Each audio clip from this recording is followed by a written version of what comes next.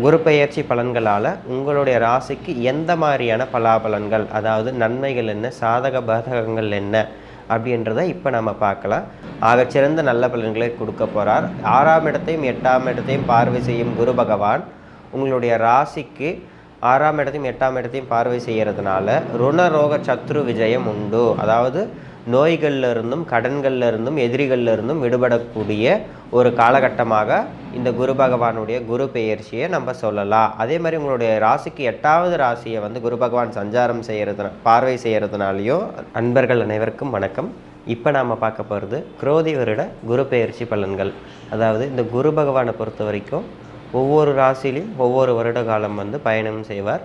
அந்த மாதிரி சஞ்சாரம் செய்யக்கூடிய காலகட்டத்தில் சென்ற வருடம் மேஷ ராசியில் சஞ்சாரம் செஞ்சிட்டு இருந்த குரு பகவான் இந்த வருடம், அதாவது குரோதி வருடம் சித்திரை மாதம் 18ஆம் தேதி, அதாவது ஆங்கில தேதிப்படி மே மாதம் 1ஆம் தேதி புதன்கிழமை மதியம் வரைக்கும் குரு பகவான் மேஷ ராசியில் இருப்பார். அதன் பின்பு ரிஷபராசியில் சஞ்சாரம் செய்யக்கூடிய இந்த ஒரு காலம் கோச்சார பலன்களை இப்போ நம்ம பார்க்க போகிறோம். இது குரோதி வருட குரு பெயர்ச்சி பலன்கள். மேஷராசி எப்போவுமே வேகமாக ஓடிக்கொண்டு இருக்கிற ராசியும் அதே மாதிரி உழைக்கிறதுக்கு சளைக்காமல் செயல்படக்கூடிய ஒரு ராசி இந்த மேஷராசி.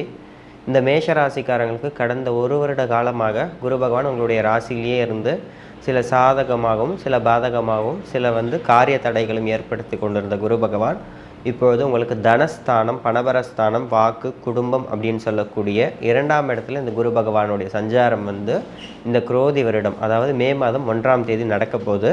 ஸோ இந்த குரு பெயர்ச்சி பலன்களால் உங்களுடைய ராசிக்கு எந்த மாதிரியான பலாபலன்கள், அதாவது நன்மைகள் என்ன, சாதக பாதகங்கள் என்ன அப்படின்றத இப்போ நம்ம பார்க்கலாம்.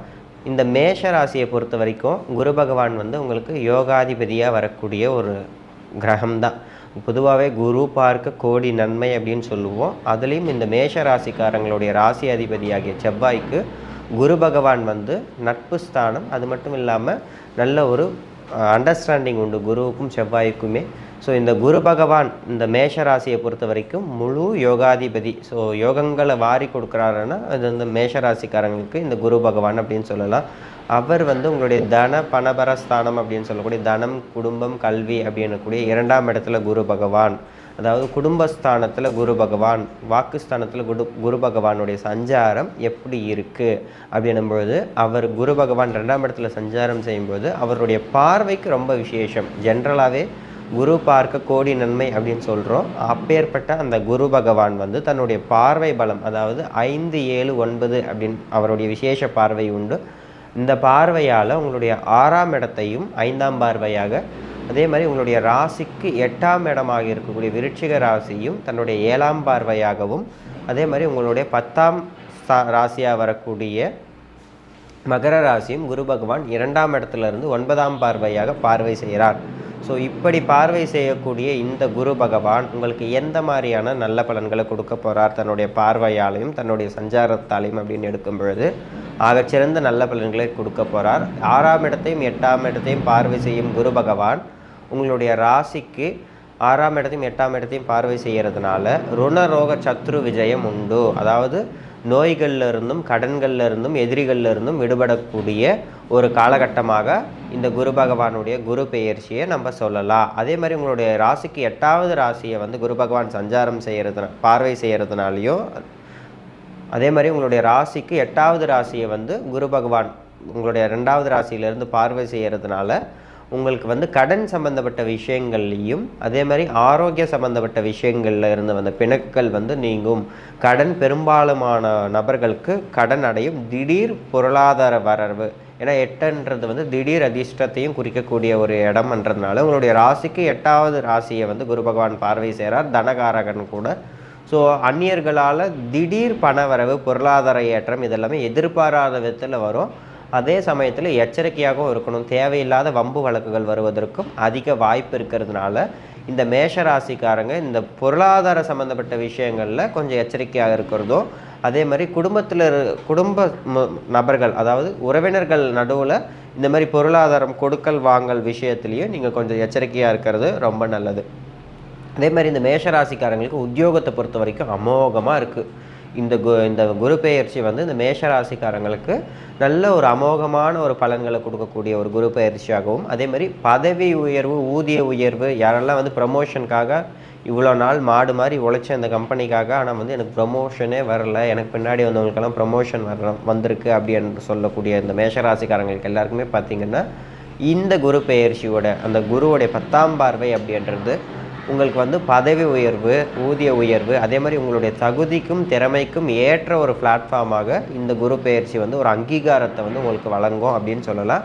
அதே மாதிரி உங்களுடைய குடும்பத்தில் இருந்து வந்த பிரச்சனைகள் எல்லாமே நீங்கக்கூடிய ஒரு காலகட்டமாகவும், குடும்ப நபர்கள் குறிப்பாக சொல்லணும்னா கணவன் மனைவிக்குள்ளே இருந்து வந்த கருத்து வேறுபாடுகள், அதே மாதிரி கணவன் மனைவிக்குள்ளே இருந்து வந்த சண்டை சச்சரவுகள், இரு வீட்டார் அதாவது கணவன் மனைவி வீட்டார் வழியில் இருந்து வந்த உறவுகளுக்குள்ளே இருந்து வந்த மனக்கசப்புகள், இது எல்லாமே நீங்கக்கூடிய ஒரு காலகட்டமாகவும் இந்த குரு பெயர்ச்சி காலகட்டம் இருக்கிறதுனால இந்த ஒரு வருட காலத்திற்கு இந்த மேஷராசிக்காரங்களை பொறுத்த வரைக்குமே ஆகச்சிறந்த நல்ல பலன்கள் தான் அப்படின்னு சொல்லலாம். அது மட்டும் இல்லாமல் நீங்கள் எந்த மாதிரியான முதலீடுகள் எல்லாம் தவிர்க்கணும் அப்படின்னு எடுக்கும் பொழுது, அதாவது உறவுகளுக்குள்ளே வந்து நீங்கள் வந்து இந்த பணம் பரிவர்த்தனையோ முதலீடு செய்கிறதோ இல்லை வந்து கூட்டு தொழில் சம்மந்தப்பட்ட விஷயங்கள் செய்கிறதோ நீங்கள் முடிஞ்ச அளவுக்கு வந்து தகுந்த எச்சரிக்கையும் மிகுந்த விழிப்புணர்வோடும் செயல்படுறதுனால பெரும்பாலுமான பிரச்சனைகள்லேருந்து நீங்கள் தற்காத்து கொள்ளலாம் அப்படின்னு சொல்லலாம். முன்னாடியே வந்து நீங்கள் அந்த பிரச்சனைகள் வராமல் அதை நீங்கள் தடுத்து கொள்ளலாம் அப்படின்னு சொல்லப்படுது.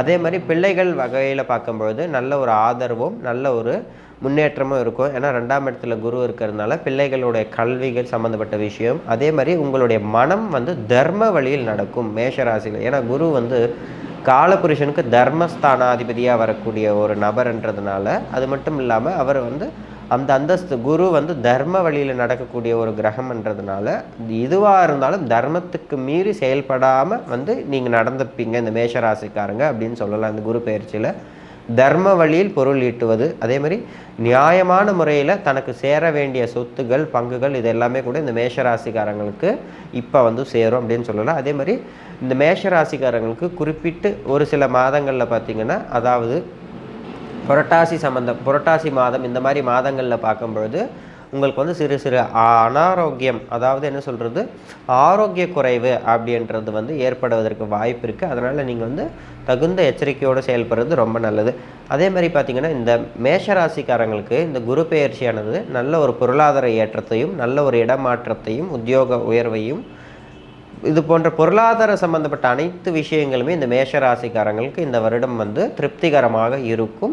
தேவைக்கு ஏற்ப பொருளாதாரமும் அதே மாதிரி கடன் இல்லாத ஒரு வாழ்வும் இந்த மேஷராசிக்காரங்களுக்கு இந்த குரோதி வருட குரு பெயர்ச்சி என்றது வந்து கொடுக்க காத்திருக்கு அப்படின்னு சொல்லலாம்.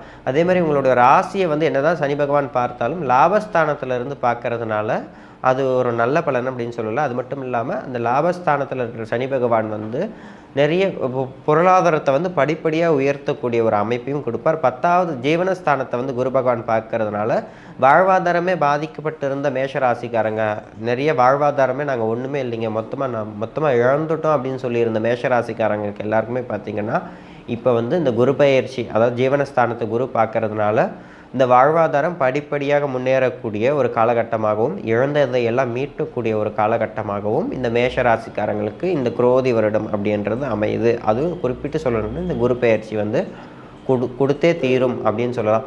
மேலும் பார்த்திங்கன்னா இந்த மேஷராசிக்காரங்களுக்கு எந்தெந்த மாதங்கள் வந்து சிறந்த மாதங்களாக இருக்கும் அப்படின்னு பார்த்திங்கன்னா உங்களுக்கு ஆடி மாதம், அதே மாதிரி ஆவணி மாதம், அதே மாதிரி உங்களுக்கு ஐப்பசி கார்த்திகை மாதங்களும் தை மற்றும் பங்குனி மாதங்களும் உங்களுக்கு வந்து ஆகச்சிறந்த மாதங்களாக இந்த குரு பெயர்ச்சியில் வந்து அதாவது இந்த குரு பெயர்ச்சினால் உங்களுக்கு வந்து இந்த மாதங்கள் எல்லாமே ஒரு சிறந்த பலன்கள், நீங்கள் எடுத்த காரியங்களில் காரிய வெற்றி, அதே மாதிரி உங்களுக்கு வழக்கு விஜயங்கள் இது எல்லாமே நடக்கக்கூடிய ஒரு காலகட்டமாகவும் இருக்குது. பொதுவாகவே இந்த மேஷராசிக்காரங்க எந்த தெய்வத்தை வழிபாடு செய்யலாம் இந்த குரு பெயர்ச்சி முன்னிட்டு இல்லாமல் இந்த குரோதி வருடம் ஃபுல்லாகவே எந்த தெய்வத்தை வழிபாடு செய்யலாம் அப்படின்னும்போது குரு அம்சமாக இருக்கக்கூடிய குமரக்கடவுள், அதாவது முருகப்பெருமான் வந்து பிரம்மசாஸ்தா அப்படின்னு சொல்லக்கூடிய கமண்டலமும் ஜபமாலையும் தரித்திருக்கக்கூடிய பிரம்மசாஸ்தா ரூபத்தில் இருக்கக்கூடிய முருகப்பெருமானை நீங்கள் வழிபாடு செய்கிறது சாடல் சிறந்தது. முடிஞ்சப்போ நீங்கள் திருச்செந்தூர் போயிட்டு இந்த குரு பெயர்ச்சிக்கு அப்புறம் நீங்கள் உங்களால் முடிகிற ஒரு நாள் வந்து திருச்செந்தூர் போயிட்டு இரவு தங்கிட்டு மறுநாள் விடியற் காலையில் திருச்செந்தூர் செந்திலாண்டவனை தரிசிச்சுட்டு வர்றதுனால உங்களுக்கு வாழ்க்கையில் ஏற்பட்ட தடைகள் எல்லாமே வந்து உங்களுக்கு வாழ்க்கையில் ஏற்பட்ட தடைகள் அனைத்துமே வந்து நீங்கி செல்வ வளமும் குருவோடைய அருளும் ஆசையும் கிடைக்கும் அப்படின்றது சொல்லப்படக்கூடிய ஒரு பரிகாரமாக இருக்குது.